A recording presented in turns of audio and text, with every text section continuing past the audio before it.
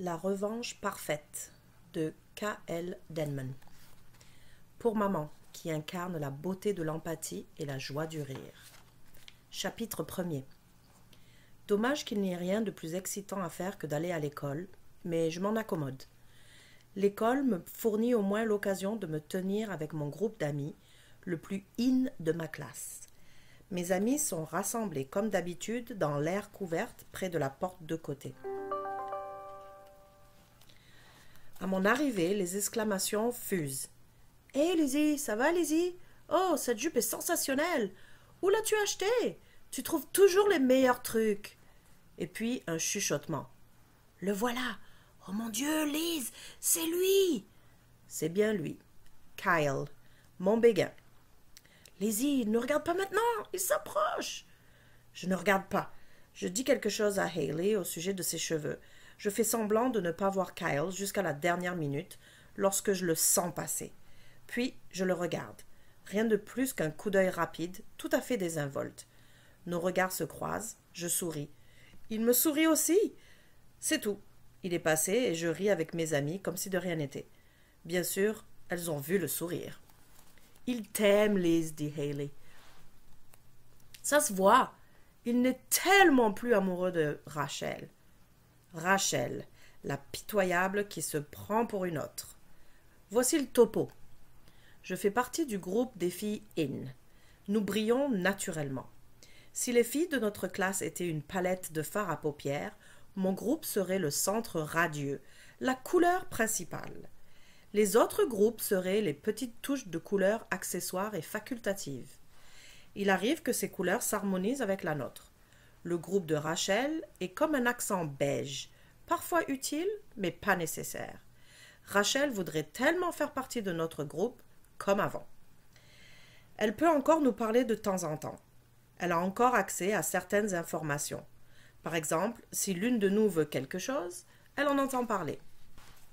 Elle connaissait donc mon intérêt pour Kyle et elle a eu le culot d'essayer de mettre la main sur lui. Ça ne se fait simplement pas. C'est pourquoi j'ai été forcée d'agir comme je l'ai fait. Je me tourne vers Hayley. Ils ont duré quoi? 5 jours? Elle se met à rire. Même pas. Une fois qu'il a entendu parler de « tu sais quoi », il l'a plaqué. Je hausse les épaules. Ai-je mentionné, dis-je, l'heureuse coïncidence que ton Josh soit le meilleur ami de mon Kyle? Elle hoche la tête. Tu l'as déjà mentionné, mais il n'est pas encore ton Kyle, ma chère. Je cligne des yeux. Ce n'est qu'une question de temps. Tu as vu son sourire? Il est intéressé. Et tu sais qu'il est dans ma classe de sciences, n'est-ce pas? Elle lève les yeux au ciel. Je pense que tu me l'as déjà dit comme à peu près 50 fois. Tellement par rapport. Je pense que ce serait bien de l'avoir comme partenaire de labo. Sais-tu comment je pourrais y arriver? Elle réfléchit en plissant le front, puis elle soupire. Désolée.